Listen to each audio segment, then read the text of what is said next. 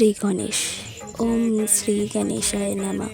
দেবী পার্বতী নন্দন নামে পরিচিত জগৎপ্রিয় শ্রী শ্রী গণেশ জ্ঞান, বুদ্ধি, বিচক্ষণতা তাকে সবার প্রিয়পাত্র করে তুলেছে। এছাড়াও রয়েছে হিন্দু শাস্ত্রে তার সম্পর্কে নানা লোককথা, যেমন বাবা শিবের ত্রিশূল দিয়ে তার মস্তক ছেদন, মহাভারতের লেখক হিসাবে তার খ্যাতি, পিতামাতা পৃথিবী সমতুল্য, তার দন্তভগ্নের কাহিনী। তাছাড়া রয়েছে কুবের বাড়ি নিমন্ত্রণ খেতে গিয়ে কুবের ধন উল্টে দেওয়া।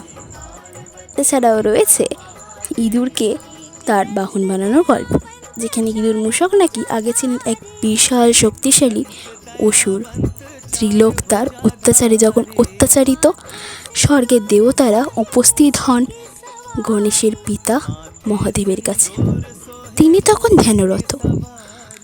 দেবতারা পড়লে সংকটে, মহাদেব ধ্যানরত, এদিকে তিলক একদম ধ্বংসের দিকে। তখন তাদের সংকট মোচন করতে উপস্থিত হন শ্রী গণেশ। শ্রী গণেশ দেবতাদের উদ্দেশ্যে বাড়িয়ে দিলেন হাত। তিনি তাদের জন্য যুদ্ধে অবতীর্ণ হন। মূষককে হারিয়ে তিনি নিজে বিজয়ী হন এবং মূষককে অশুভ চিহ্নে চিহ্নিত করে ইঁদুর বানিয়ে সদা নিজের বাহন করে পায়ের কাছে রাখেন। তিনি এর দ্বারা আমাদের এই শিক্ষা দেন যে অশুভ সর্বদা পায়ের কাছে থাকে এবং আমরা অশুভকে বাহন বানিয়ে নিজেদের সঠিক পথে চালনা করতে পারি।